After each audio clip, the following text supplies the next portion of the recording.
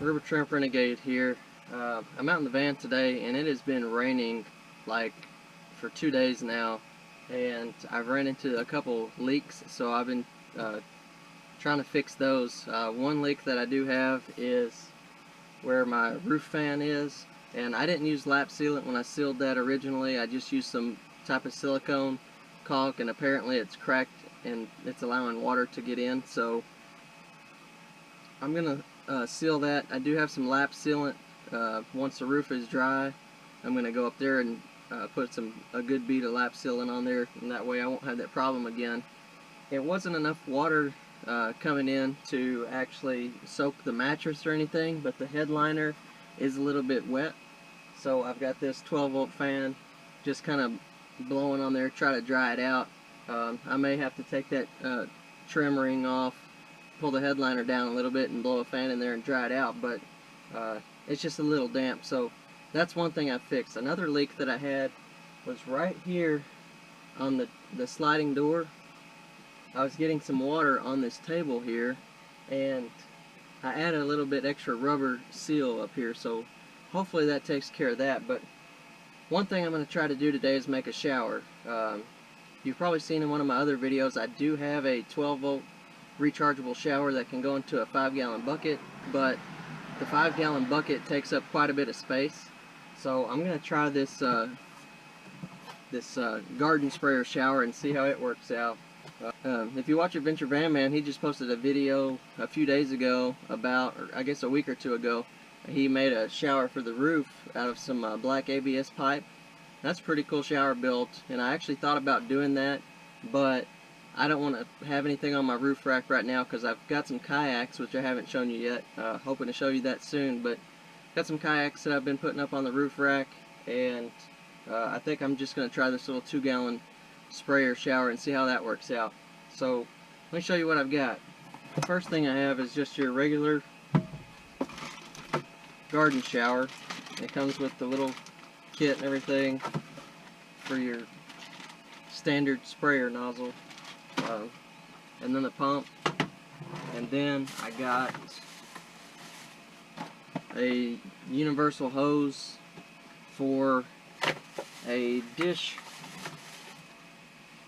sprayer for a kitchen sink. So that hose is going to go onto here, and then I've got to get the hose onto this part. So to do that, I have a little brass fitting that's got like a barbed end on it, and then some hose clamps. So I'm hoping that works out. So I'm going to get started here. Alright, well, the first thing you want to do is take your hose that came with your sprayer and just put it in to the bottle there, the tank, and then screw that on, and that'll get you started. The next thing I bought was this sprayer here, and it comes with a little section that goes on the sink that it sets in, but I just tossed that. I don't need that. The hose that I bought has this little end here that's got like an O-ring, and it's all crimped on, and the other end is just a female thread. So what you want to do first is put this on your sprayer, and the way to do that is you want to be careful here. You're going to take off this piece and you're going to slide it over your hose, and you can see it's going to come out to there, and it's got a little notch here, and inside this sprayer there's 3 pieces.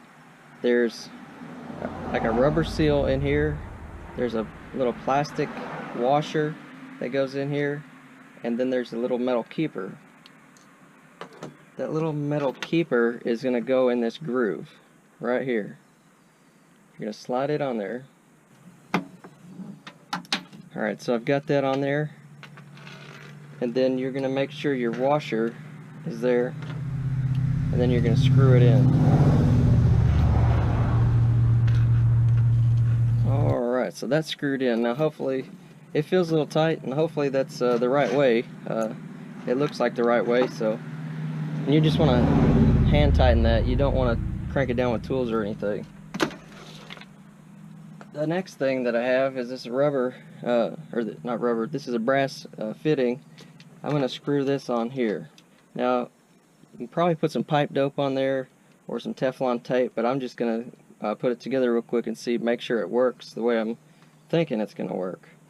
So now, you've got this part of the sprayer that it comes, and you can attach this other end on, you know, to get an extension.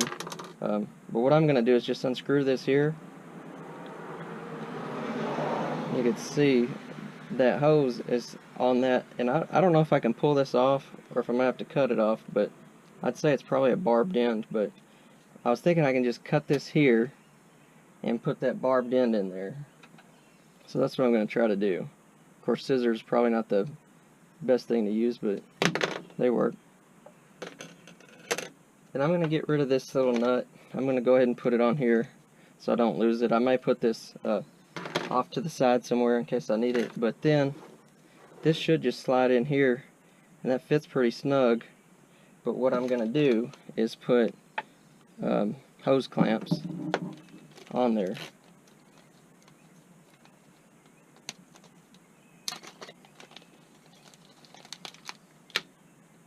Go ahead and slide a hose clamp down there. Put this in here. That's pretty tight, so it should work out. Alright, well, you can see there, I've just got that pressed in real tight. It's not coming off of there. You know, honestly, you can probably get away with not putting this hose clamp on here, but I just feel more comfortable with it on there. But now that I got that put together, I'm going to snug this down with a couple wrenches, and then I'm going to put some water in here and see if it works.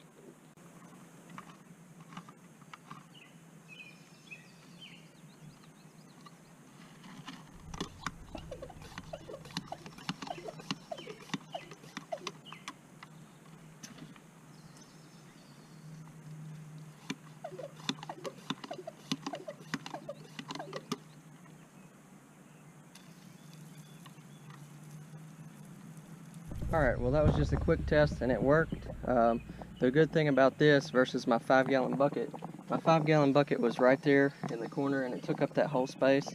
This, I can actually put, you know, back in the corner, back there, and it's out of the way. I can actually pump it up and down there. Of course, this isn't where it usually goes, so I gotta move that, and I gotta move some stuff around. I've got my life jackets and paddles in here where we went kayaking, but this is a pretty good alternative to what I had, and it doesn't require any power, so, you know, it's not a whole lot of pressure, but it's enough to do what you need to do. Rinse off, you know, scrub down with a little bit of soap, and then spray yourself off again. Basically what I wanted this shower for is when we go camping or say we go kayaking. I've been out a couple times in kayaks already, and on a hot day you just get all sweaty and the lake is a little dirty, the water's a little dirty, so when you get out from kayaking you just kind of feel a little gross sometimes. So I could just spray off real quick and go from there. So I hope this video was informative for you. There's plenty of ways to make a shower in a van, and there's plenty of other ways to actually shower if you're living in your van. So do some research. If you have any other ideas, comment below. I'd be happy to hear what you've got to say and how you do your showers. So thanks for watching. Y'all have a good one.